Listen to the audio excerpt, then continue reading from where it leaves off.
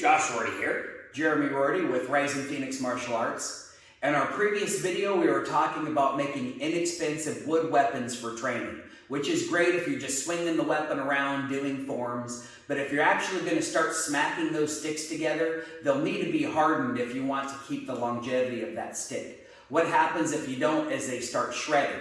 So we have some examples of some shredded sticks. One of them we tried to save by wrapping duct tape around, which is great because you don't get splinters in your hand, but the other end continues to shred. And after a while, the duct tape gets a little bit sticky. So then we had another attempt. We made a bunch of sticks that we're going to be using for the kids, and so we decided to cover them with coats of polyurethane. We painted on like 4 or 5 coats, just let it soak into the wood, and it worked great, except for, kids get a little zealous with their stick training, and they smacked them really hard together, so we have one stick that managed to break a little chip out. And you can kind of see the layers of where the polyurethane was, and then onto where the raw wood is. So we had decided to do a different experiment. This time we're going to experiment with a stabilization process. What stabilization is taking all of the empty space in the wood, all the air between the fibers, and replacing it with a stabilizer, usually a mineral oil. Mineral oil soaks all the way through the wood, and then when it evaporates, it leaves the mineral behind and increases the density of the stick a little bit. We're also going to test outside of the mineral oil a Danish oil, which isn't really an oil. We'll show you what we're talking about. It's a penetrating oil and a polyurethane, which is a plastic. So our theory is that we're hoping that empty space in the stick will be replaced with plastic, thus making a polypropylene fiber kind of stick. In the process of that, the other thing we're hoping to see is an increase in density in that stick, keeping the same volume but increasing the mass. Let's go ahead and talk about the stabilizing fluid we're going to use. On the left, we got just basic old mineral oil. $2 for that bottle. Probably the cheapest part of it. And there's a lot of companies that do staves and combat canes. They end up using this to stabilize it. They'll soak it for 2 or 3 days. And you'll see it says on the front of it, it's a lubricant laxative. It's actually food material, so it's non-caustic. You can have it around your pets and it's not, or your children. It's not going to kill anybody. The other one is Danish oil. Now that's a little deceiving. Let's take a look at the back of it here because it's not really oil. If you look really close, it says that it hardens in the wood, not on the wood, which is exactly what we're looking for. But it is a blend of a penetrating oil and a varnish stain. Ooh, a varnish stain, that's pretty toxic. Let's take a look at the side of it. Always look at your warnings. Right here, contains petroleum distillates. Harmful vapors. Make sure if you're doing this, you're in a well-ventilated area, which is why we're outside today. This is going to be our initial hardening test. Which one works better? We're going to take Jeremy's knife and we're going to soak it inside a Ziploc bag. This is mineral oil. It's not going to dissolve the bag, so that's going to be a very easy one. That's why we chose the bag. The Danish oil, since it's a varnish, we weren't sure what it's going to do to the plastic, so we wanted to make sure we had a metal container. So he's going to put a little bit of the oil in first and then add his knife to it. And he's going to make sure that there's enough oil in there that it's going to completely cover that knife.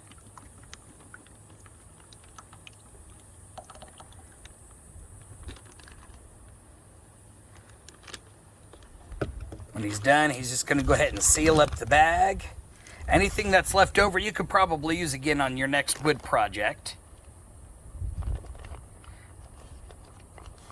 Get all of the air out of it.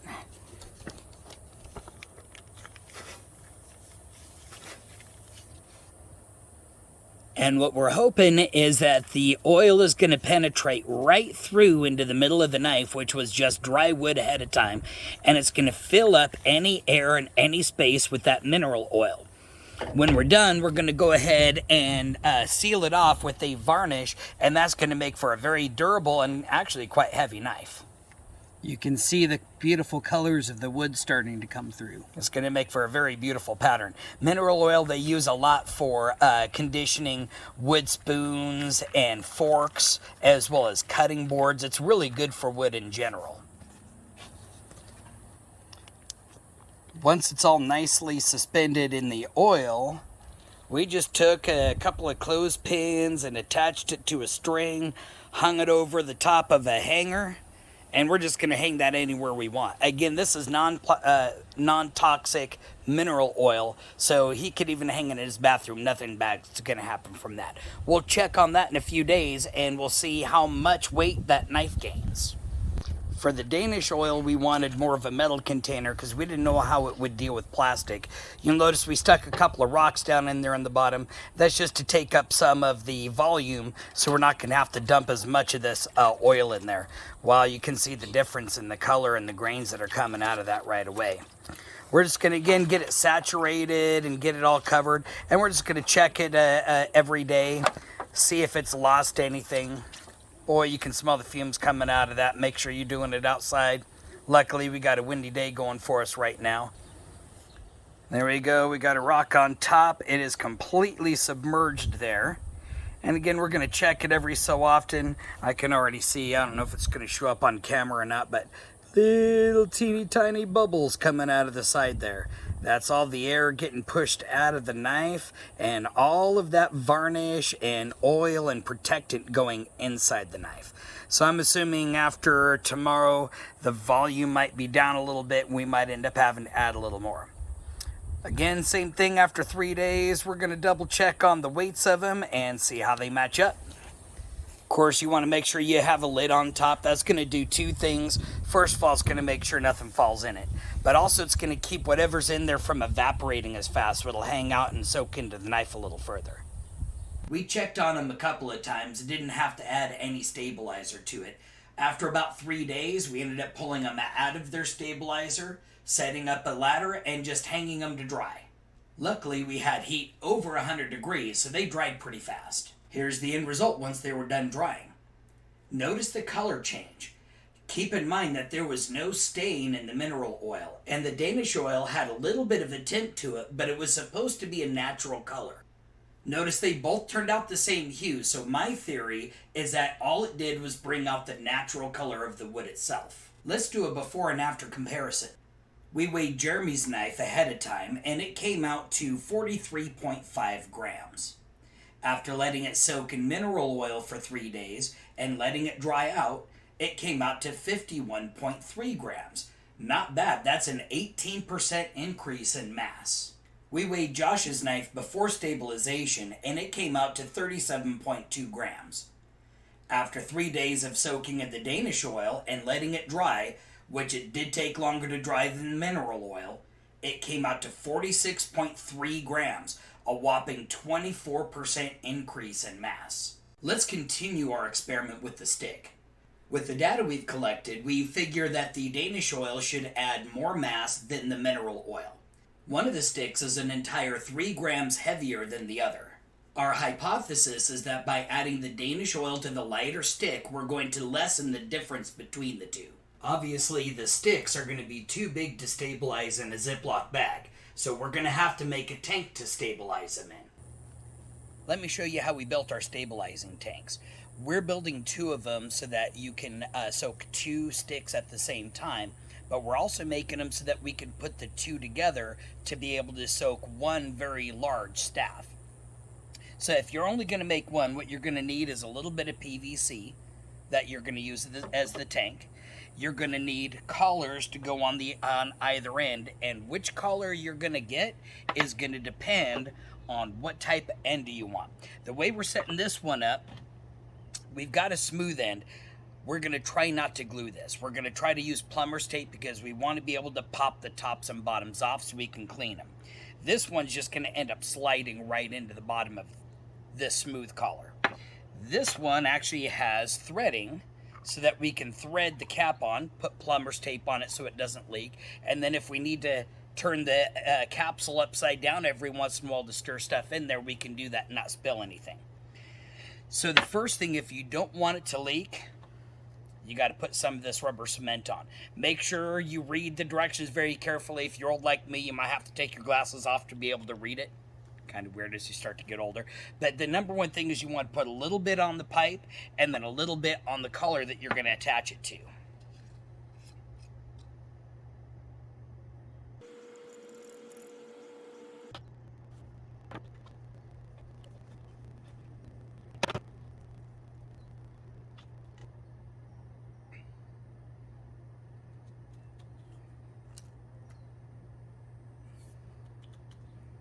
And then if you have any excess pushing out on the end of the pipe, you can have a handy cameraman with a fistful of paper towels and just wipe off the excess.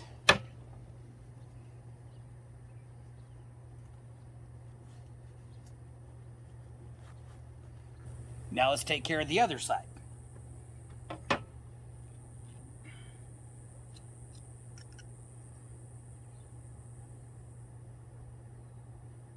Make sure don't put any glue on the threaded side.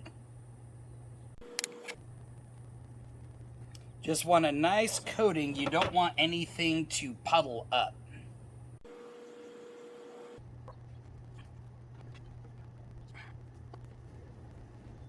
Now let's put the second tank together.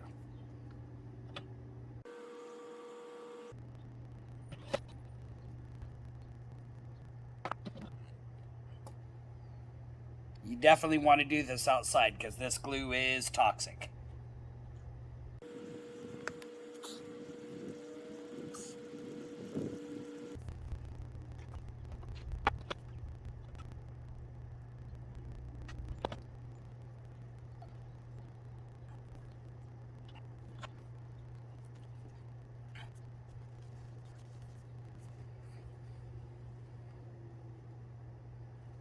From there, you just have to give it about 2 hours or so, let everything melt together. One tank we already put together and have one stick soaking in the Danish oil. This tank we're going to go ahead and fill up with the mineral oil. So what I'm going to do is start off by putting a little bit of mineral oil in the bottom.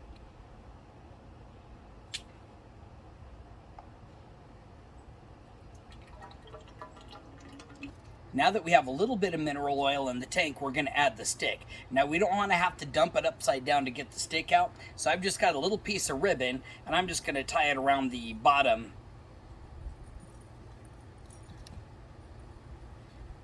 It doesn't need to be super tight because I'm using that finger groove right there, but I don't want it to come apart either. It would not be good to pull the stick out and have just the string come back with it.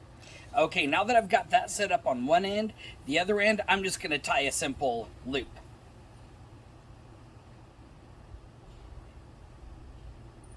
Doesn't matter how you tie it.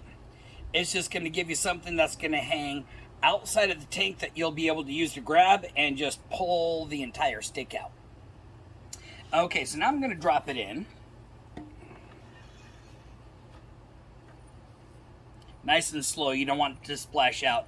I can feel it kind of floating in there a little bit. I'm going to add some more.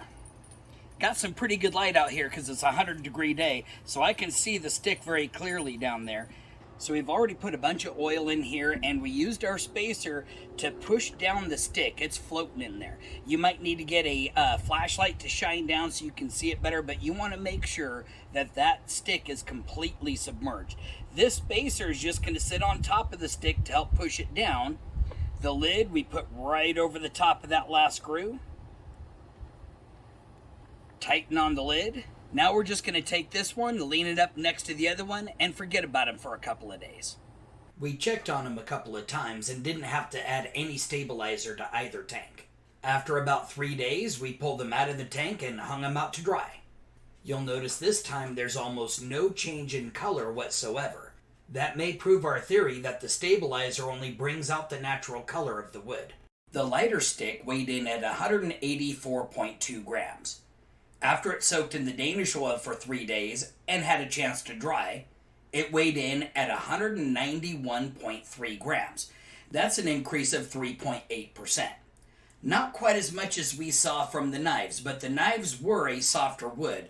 That just tells me the harder wood probably didn't absorb as much of the material. However, because the stick is larger than the knife, that 3% was an overall gain of 7 grams.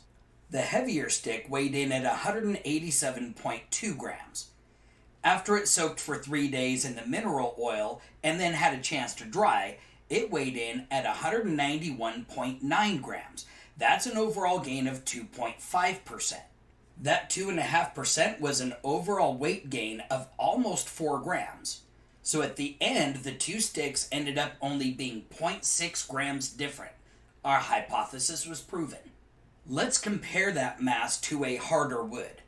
Untreated, a 1 inch by 2 foot long oak dowel weighs in at 204.1 grams.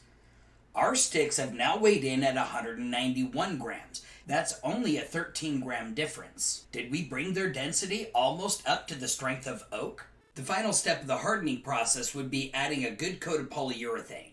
We chose a 1-coat polyurethane that dries and protects as if you painted it with multiple coats. This will help provide a protective layer to keep it from splintering and shredding. Here's one of the brushes that we cleaned properly. Notice how soft the bristles are and how easily they bend. Here's a brush we didn't rinse as well. Notice how stiff the bristles are. The bristles actually feel as hard as the handle itself. It bound the fibers of the bristle in the same way we would expect it to bind the fibers of the wood. This polyurethane dries clear so it shows off the natural color of the wood. It can also be used on oil and water-based stains, so it can work with either one of our stabilizers. Once the polyurethane is dry, you can either leave it as it is, or you can wrap the handle. By wrapping the handle, you can prevent the weapon from wanting to slip out of your hand. It'll also absorb any vibration from the weapon. In this case, we use a tape that's designed for tennis racket handles. Tennis grip tape not only helps prevent slipping and absorb vibration, but it also absorbs moisture. Let's take a look at the findings from our experiment.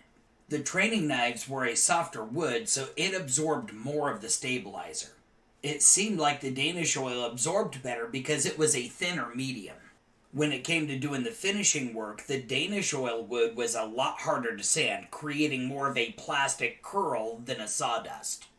We had also noticed that when we cut the wood spacer that was used in the Danish oil, it was much harder to cut than it was beforehand.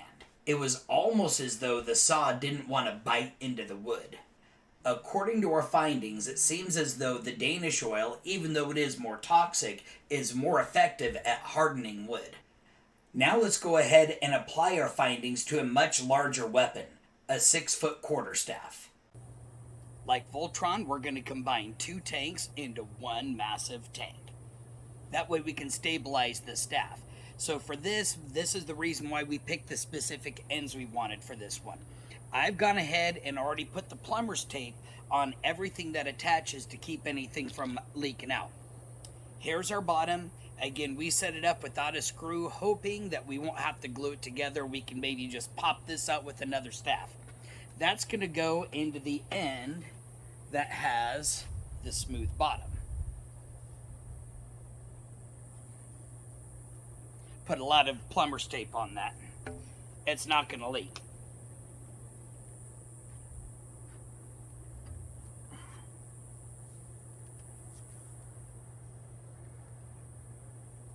Okay, that's not going anywhere. Hopefully we'll be able to get it apart later. Go ahead and put your comments down below whether you think we'll be able to or not. Okay, so from there, we set up the top of that one and the bottom of this one.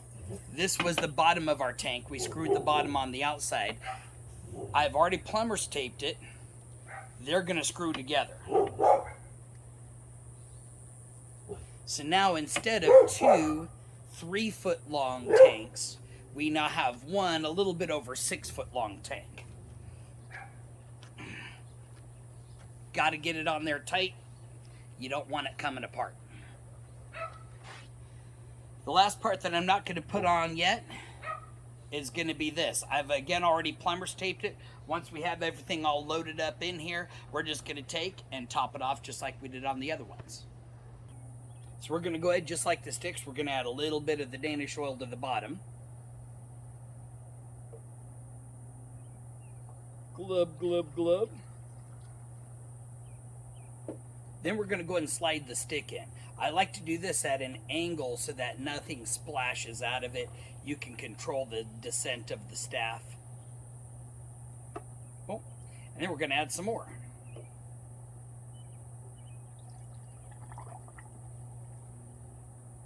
Going to try to make it float. Here's our little spacer. I'm just going to push that all the way down so it's floating. Make sure that there's a little bit of covering over the top of it. And then we're just going to cover it and we're going to check it every couple of days. After soaking for 3 days, it took 48 hours to dry. Just a little bit longer than the sticks. By the end of this process, we've actually gained an 11% increase in mass. After sanding, we then apply a coat of polyurethane, making it even harder. Here's the finished product. Notice the beautiful grain that came through in the wood. Between two staves, we use different types of carvings to demonstrate how creative you can get. Our experiment with the stabilization process worked out really well. I think the only thing that could have improved it would be introducing a vacuum to suck out more of the air and replace it with more of our stabilizer. That's a whole nother ball of wax altogether though. Both stabilizers were highly effective. The mineral oil especially was cheaper, it was non-toxic, and it was only slightly less effective than what the Danish oil was. So most of you, that's probably the medium you're going to want to use. Now with the Danish oil, it was more expensive. On top of that, we had to pay an additional deposit for the toxic materials. So if we can't use it all, we bring it back to the store and they dispose of it for us, but we don't get that deposit back. So definitely more expensive. But it was more effective in increasing the density of that stick. And especially if you're going to be using a softer wood, you probably want to use something more along the lines of that Danish oil. So if you do want to stabilize your weapon, go through that process and leave a comment below on what your results were. Thanks for watching our video. If you enjoyed it, like it and make sure to share that with a friend. Click the subscribe button and then hit that notification bell so you can catch our next exciting video.